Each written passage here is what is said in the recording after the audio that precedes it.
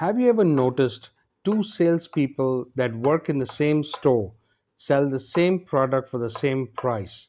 They even deal with the same type of customer but get completely different results.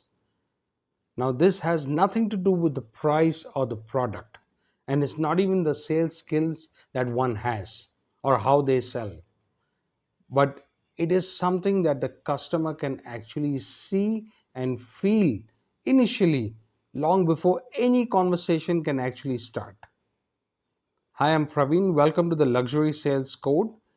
In today's video, I'm going to touch a very important subject of sales. After spending 27 years in the luxury retail, I learned one lesson that completely changed the way I was looking at selling. You see, customers start to judge you long before they even decide whether they want to buy or no.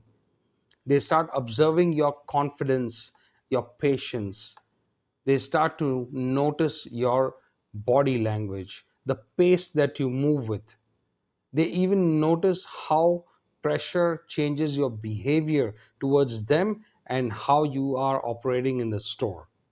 You see, pressure does not really make you a bad salesperson, but it quietly changes the way you behave. Like you start to talk faster, you start listening less, you start to follow customers. You are super uncomfortable if there is any type of silence during a sale. You start recommending too early in the sale, and instead of even understanding what a customer wants, you start chasing the sale. Now, this is something that customers can actually feel.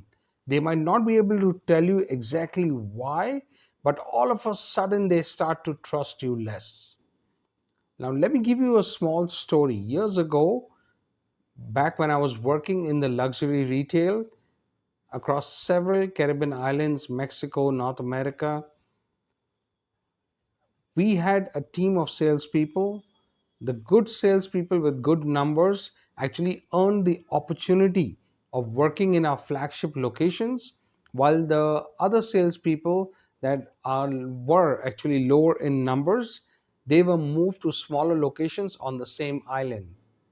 Now, the people who were on the bottom positions completely forgot that they were actually serving customers. Their entire focus changed. They started rushing and pushing customers. They weren't listening to them. And eventually, we lost a lot of sales. Majority of the customers who they were dealing with were walking away without buying anything. Now, this is not because they lacked knowledge or something like that. They were well trained, but because the customers could feel the pressure that was being transmitted from those salespeople to the customers, and this was through the service that they were being provided. Now, let's take an example. Let's say if you want to buy a car, let's imagine. So, you go into a car dealership. Now, when you enter the dealership, a salesperson within seconds jumps on you. He starts to illustrate all different types of features of certain cars, shows you brochures, is following around the store, is trying to close a sale with payment plans without even understanding your need or even confirming that you actually want a car. How would you feel at that time? Would you feel pressured, not understood? This is exactly what most of the customers can feel when they deal with salespeople that have pressure mounted on them. Today's code: don't let your target become a customer's problem.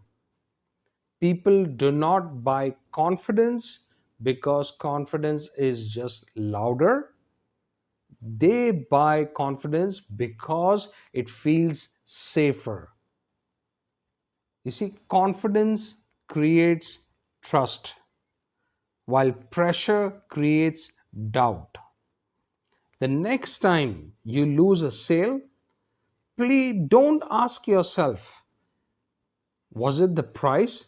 But please do ask yourself, Did this customer really experience my confidence, or did this customer experience the pressure that I'm going through?